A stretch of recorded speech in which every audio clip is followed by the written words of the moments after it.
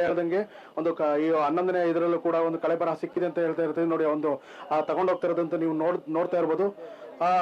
ನೀವು ಏನು ನಾನು ಬೆಳಗ್ಗೆಯಿಂದ ತಿಳಿಸ್ಕೊಟ್ಟಿದ್ದೆ, ಈ ಒಂದು ಧರ್ಮಸ್ಥಳದ ಹತ್ಯಾಕಾಂಡದ ಪ್ರಕರಣಕ್ಕೆ ಸಂಬಂಧಿಸಿದಂತೆ ಒಂದಷ್ಟು ನಿಗೂಢ ಅಂತಾನೆ ಹೇಳ್ಬೋದು. ಈ ಒಂದು ಏನು ಮುಸುಗುದಾರಿ ಭೀಮಾ ತೋರಿಸ್ಕೊಟ್ಟಂತ ಜಾಗದಲ್ಲಿ 6ನೇ ಪಾಯಿಂಟ್ ನಲ್ಲಿ ಸಿಕ್ಕಂತಹ ಒಂದಷ್ಟು ಕುರುಹುಗಳು ಸಿಕ್ಕಿದಂತು. ಸೊ ಇವತ್ತು ಕೂಡ ಒಂದಷ್ಟು ಅವಶೇಷಗಳು ದೊರಕಿದೆ ಅಂತಾನೆ ಹೇಳ್ಬೋದು. ಮತ್ತೆ ಏನಂತಂದ್ರೆ ಈ ಒಂದು ಪ್ರಕರಣಕ್ಕೆ ಸಂಬಂಧಿಸಿದಂತೆ ಇನ್ನಷ್ಟು ಇವತ್ತಿಗೆ ಸಿಕ್ಕಿರುವಂತ ಎವಿಡೆನ್ಸ್ ಸೊ ಈ ಒಂದು ಕೇಸಿಗೆ ಇನ್ನಷ್ಟು ಪುಷ್ಟಿ ಕೊಟ್ಟಿದೆ ಅಂತಾನೆ ಹೇಳ್ಬೋದು.